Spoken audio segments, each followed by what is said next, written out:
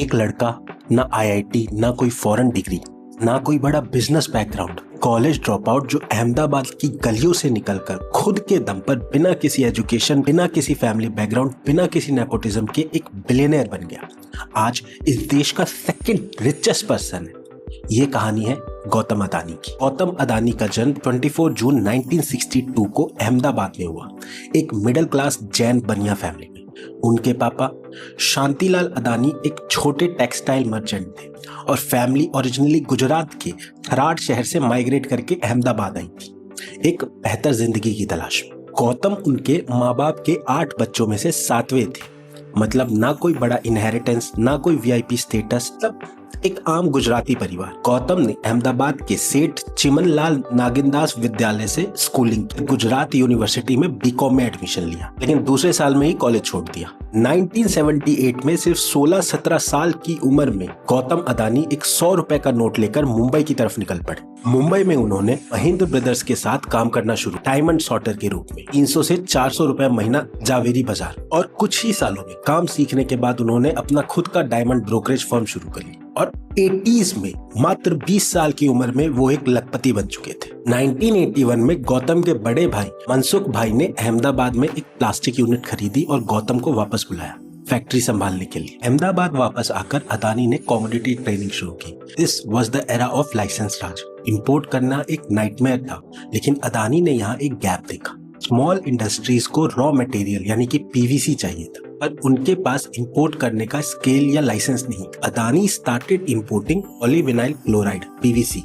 इन bulk, यहाँ तक कि वो साउथ कोरिया गए for a major PVC deal. Adani खुद कहते हैं that it was a turning point in his life जब गवर्नमेंट ने 1985 में इंपोर्ट्स नॉर्म रिलैक्स किए ओजीएल के अंडर। समझना जरूरी है कि 1985 का इंडिया अलग था, इकोनॉमी टाइट थी, इंपोर्ट्स करना मुश्किल था, लेकिन जैसे ही दरवाजा थोड़ा खुला अदानी सबसे पहले घुसे। 1988 में 26 साल की उम्र में गौतम अदानी ने अदानी एक्सपोर्ट्स लिमिटेड की नींव रखी। आगे चल के अदानी इंटरप्राइज लिमिटेड बना। शुरुआत में कंपनी एग्रीकल्चर, कमोडिटीज और पावर सेक्टर में थी। फिर आया 1991, इंडिया का वो साल जब सब कुछ बदल गया। 1991 के लिबरलाइजेशन और इकोनॉमिक रिफॉर्म के बाद गौतम अदानी को एक बहुत बड़ा फायदा मिला। कंपनी का रेवेन्यू और बिजनेस दोनों तेजी से बढ़ने लगे और उन्होंने रैपिडली एक्सपैंड करना शुरू किया। 1993 में गुजरात गवर्नमेंट ने प्राइवेट कंपनीज को पोर्ट चलाने का न्योता दिया।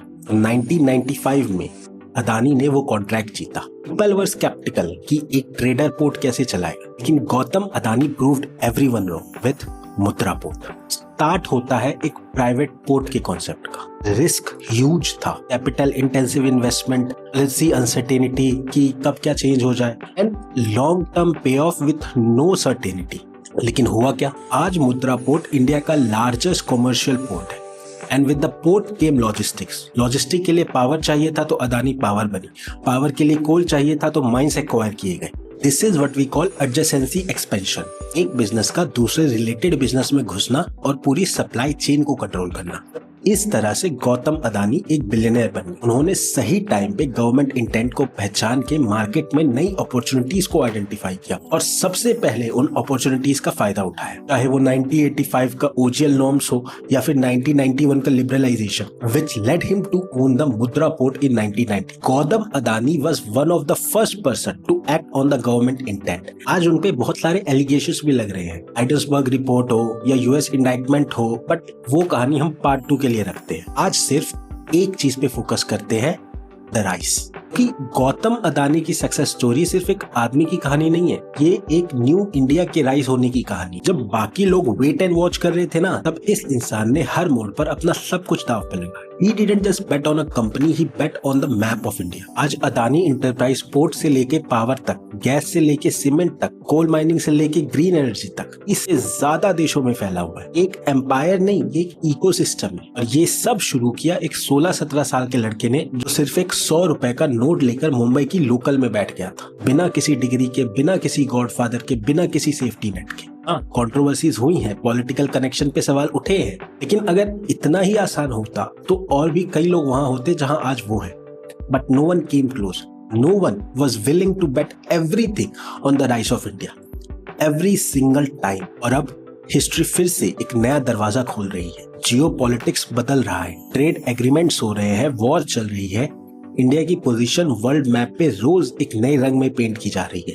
हर दूसरे दिन एक नई अपॉर्चुनिटी खुल के आ रही है, जैसे कि 1991 में हुआ था। उस टाइम अदानी से पहले उस डोर की तरफ निकले। 2025-2026 में वो डोर फिर खुल रहा है। This is again a golden opportunity for people to bet on new India. सवाल ये है कि कौन इस अपॉर्चुनिटी को आइडेंटिफाई करता है। May be it can be one of us, और क्या पता हम ही में से कोई नेक्स्ट गौतम अदानी बन जाए। बाकी वही cliché line, like share and subscribe. अगर यहाँ तक रुकी गए हो तो लाइक और सब्सक्राइब कर ही दो, थोड़ा मोटिवेशन मिल जाएगा।